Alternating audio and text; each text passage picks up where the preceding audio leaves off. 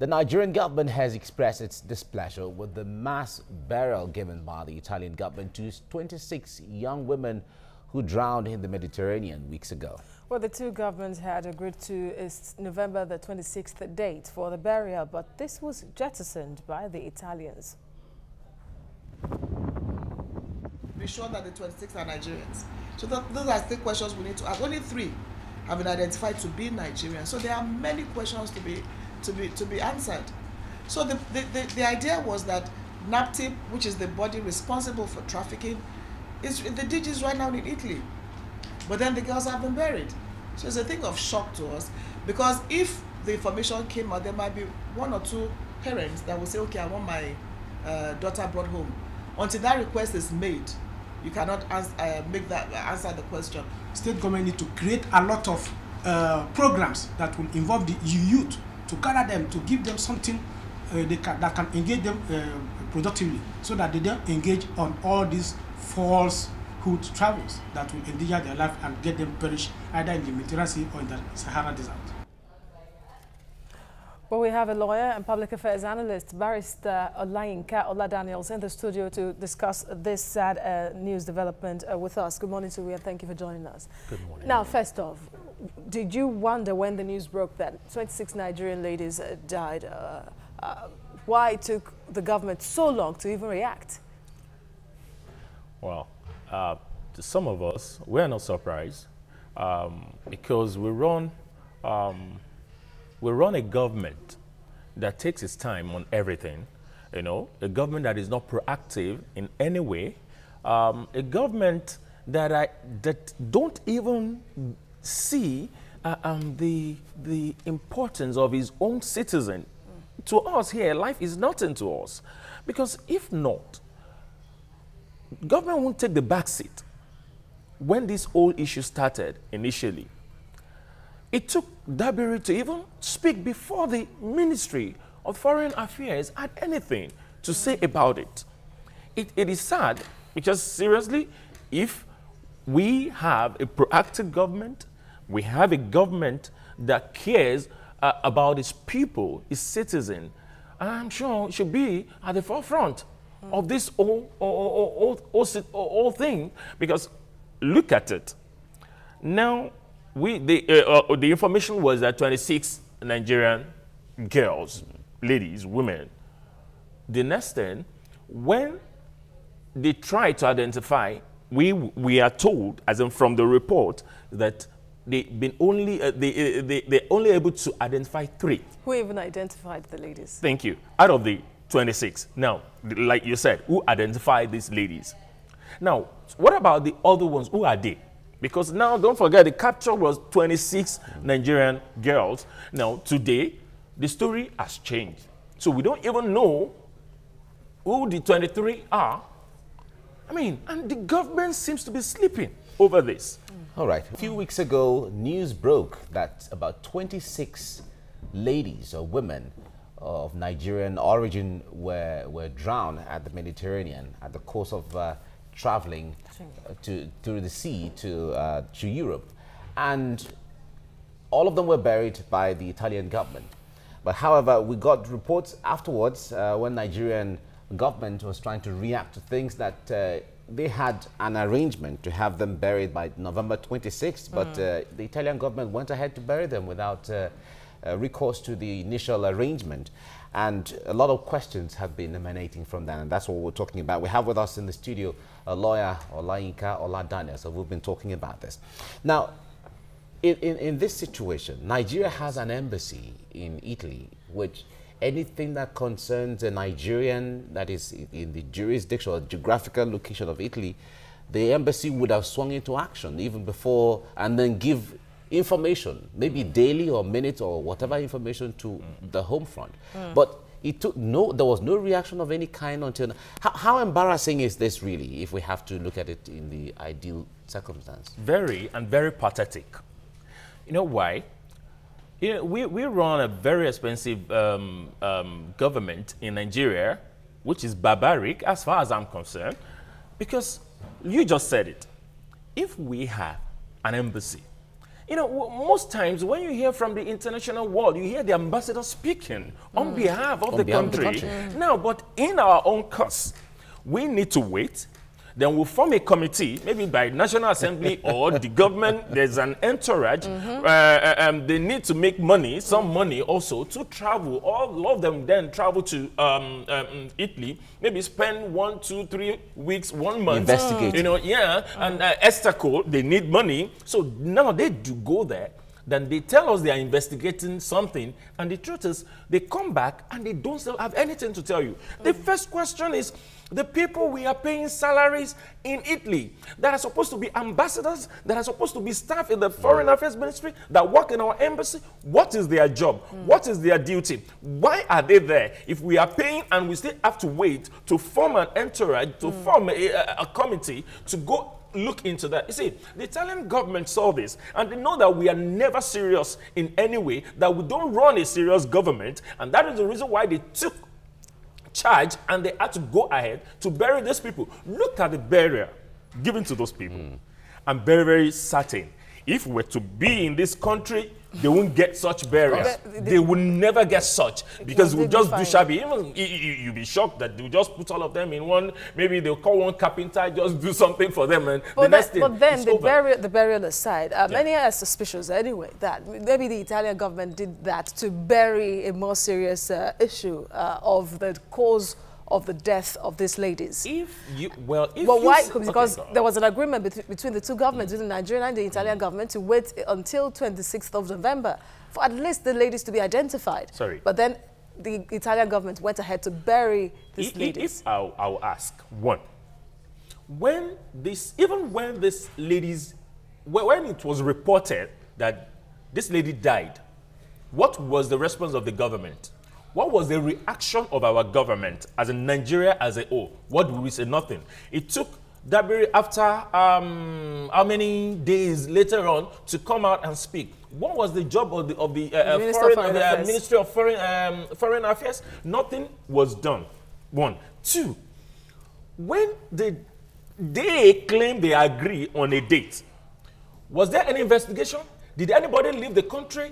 Did the people, the embassy, the ambassadors, and the people? Well, does that still justify? Does this still justify the action of the Italian government? Because the Italian government has come out to apologize to Nigeria for taking that action, meaning that some are saying it was premeditated in the first place.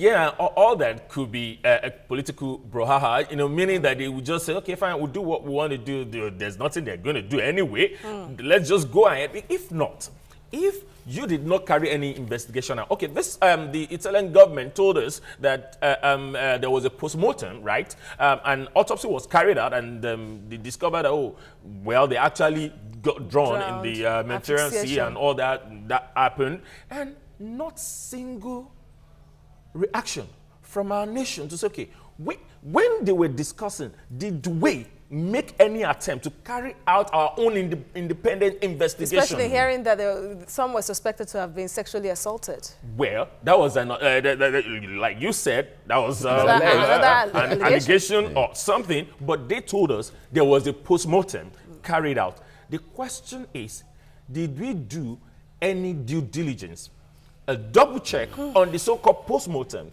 You rightly said, it's very, very possible that somebody is trying to hide, something or bury something. But if that's the case, what have we done?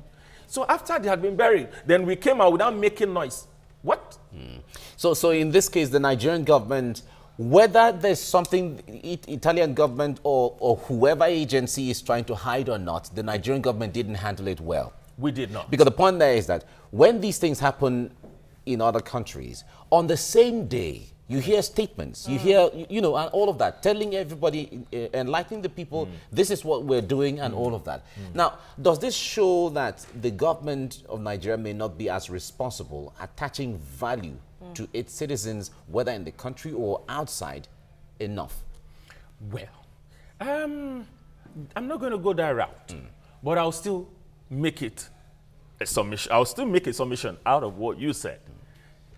From antecedent, from the past government, even to this administration, even in Nigeria, when we hear some incident that, oh, some people, there were some attacks or bomb blasts or something, some people that I know that, you find out that the first day, the second day, the third day, you don't even hear anything from the government.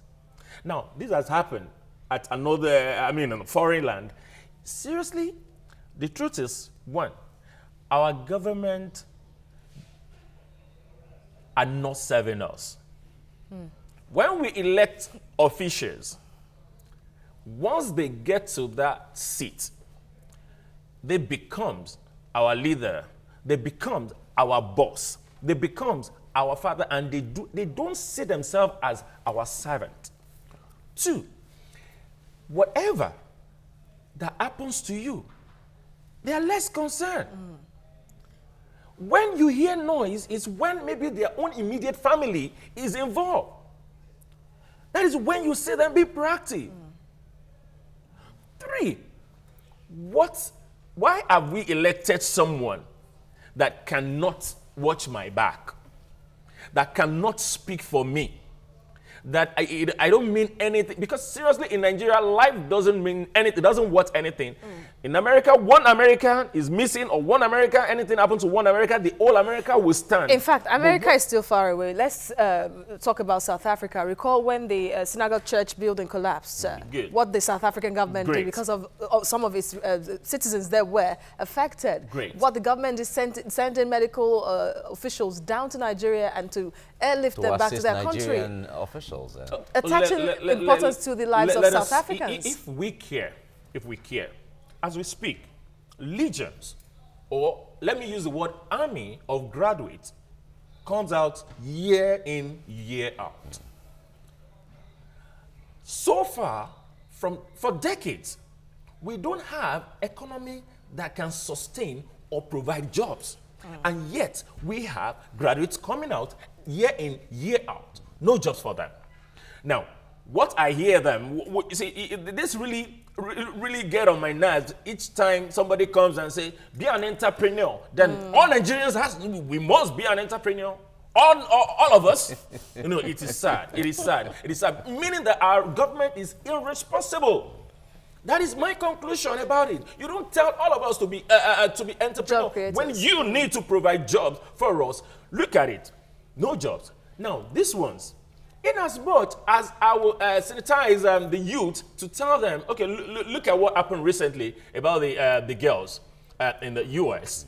Those girls bought everything, they spent their money, they trained themselves to qualify for what they qualified for, and now they put Nigerian flag, so Nigeria is screaming, oh, Nigeria is the first African nation to qualify. Yeah, to qualify for that. No, those girls chose to do that themselves. They were not waiting for Nigeria to do something for them. That happens a lot in sports. But here, what we see, is what Nigeria can offer us. We don't care about what we can offer Nigeria. But as it is, yes, let's leave it at that. But then, you as a government, you have responsibility of providing jobs for your citizens, of putting things in place. We don't have that in Nigeria. We don't have that. And these youths had been deceived that there's some job somewhere. And in the course of that, some waste their lives in the desert. They die. Look at the Libya thing. Look at the havoc, the barbaric situation we see in Libya, how they treat this. What they subject them to. Also in Niger. Yes. They're auctioned. Oh, everywhere. Slaves. In fact, now, the truth is we have come back to the time of slavery. Now they sell our people to the European countries. And the people themselves are giving themselves out to be sold. Now let's look at it. To them, they think there's nothing in the land for them. But let's they're looking for greener pasture. Okay, let's see it this way. The government, since the last dispensation, the last 4 years before this dispensation, there was the issue of the diaspora, the office of the diaspora, which has been active in some areas and then reactive in other areas. But Nigerians that have been going, especially taking it from these 26 ladies that had died, let us assume they are all Nigerians, for instance, because we know that sometimes even Ghanaians or Sierra Leoneans, when these things happen, they say they are Nigerians and so on. Let's leave that aside. But we know a lot of Nigerians travel abroad or travel through the Mediterranean for these. People keep dying every day. Now, if we know that young people are traveling that much and people are dying on this route and on this trip, and people are still waking up and still going ahead to travel, as the case may be. Is there justification really in the minds of Nigerians who are hearing that people are dying and all of, and they're still deciding to go on this trip? How do we handle that situation really for young people, able-bodied people who know that this trip is dangerous, and for those who have even crossed over, the kind of life they live there is not even befitting what they are living here? First of all, I always say this. If we are not patriots, this will happen. If we don't believe in our country, this will happen. If it's about me, myself, and I want to make it. I want to live a better, I want to have a better life. These people can't offer me anything, and I don't think I can make out anything here. It will happen. There's nothing you say. People are dying every day. They're even showing this video on social medias. These youths, these young people, they see those things every day, but they will not still stop. They will still look for someone to help them to move. Why? Because the nation, our leaders, our government has failed them. Now, they are not saying the fact that, oh, probably they are not sanitized, and no one to talk to them, no one to even encourage them, because when you go to them and say, no, go and find something for yourself, nobody even wants to look at you, your ability, what you can do to make out something. They just talk generally as if all of you are non-entities, or you are lazy, you don't know, you can't even do anything for yourself. Of course, no matter what you tell them, you say, those ones, it's their own time to die. I will not die. I will go. And the fall superstition. Superstition. Yeah, and the fall victim of the same thing. All right. Year in, year out. You made a point just now that maybe they are not sensitized. But then, so what is the role of the National Reattention Agency? Because a few years ago, we had this jingle of Andrew, no checkout. Thank you. What are they supposed to be doing at this time? It was actually many years ago. Yeah, many years ago. Yes, there was a story, I think it was a fiction somehow, that Andrew checks out a few years ago, to say that many youths have traveled out of the country. Our leaders failed us. This is what we are talking about. There was a time I was even working on something to even go to the Ministry of Information and Youths and come, let's sit down and talk. What are you people? You are sleeping. No one is saying anything. No, the other time they came about rebranding Nigeria, and what did we hear about it? It's dead. Nobody is doing it. These people, is it a government that comes with all sort of try and error policy that is not even sure of the next thing he's doing?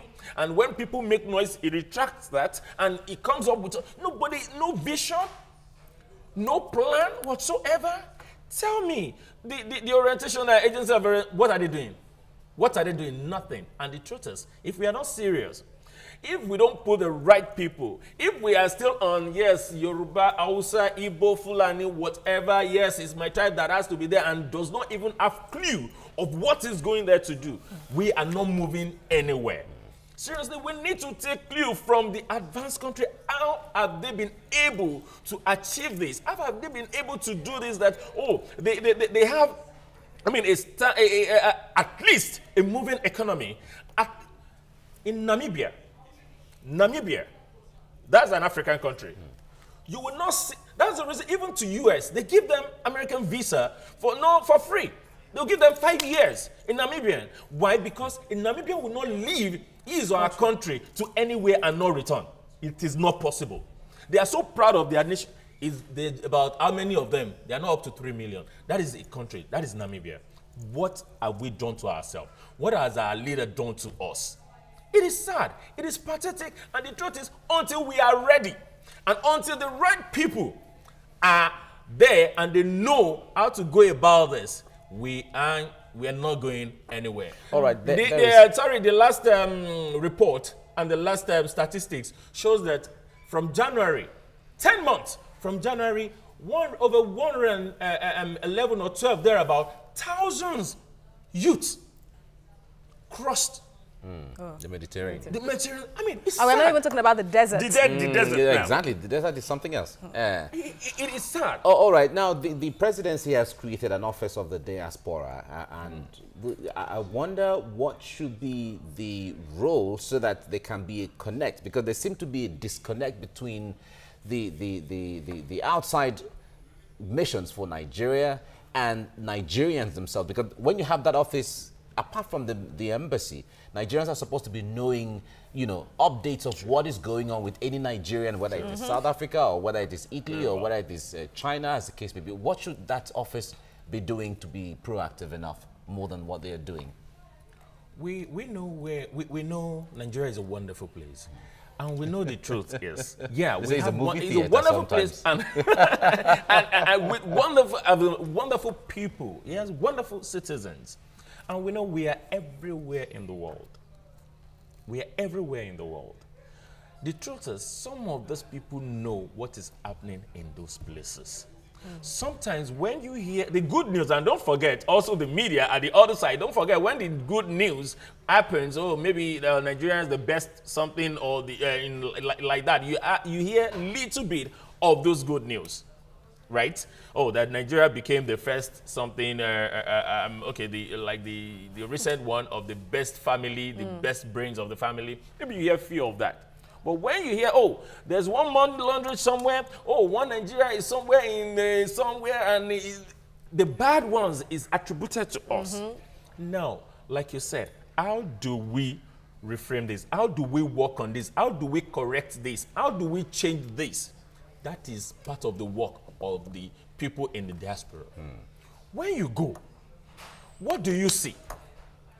Look at the xenophobia attack in South Africa. Has it stopped? Has it stopped? So what are we doing about it? Their president came, and in fact, he will always say, there's no xenophobia, but we see it. But Nigerians in South Africa are accused of engaging in drug peddling, and then those in Italy are accused of engaging in prostitution. But seriously, if you go to South Africa, even their people are involved in those criminal acts. But how come it is when a Nigerian is found, they make Nigeria, and it's not just Nigeria, there are a lot of Africans there, a lot of people that are involved in all these things, but yeah, what you hear is Nigeria. Nigerians. Okay, Barrister Olayinka Oladaniels, thank you so much for coming on the program this morning. Thank you very much. It's my pleasure. Thank you. Thank you.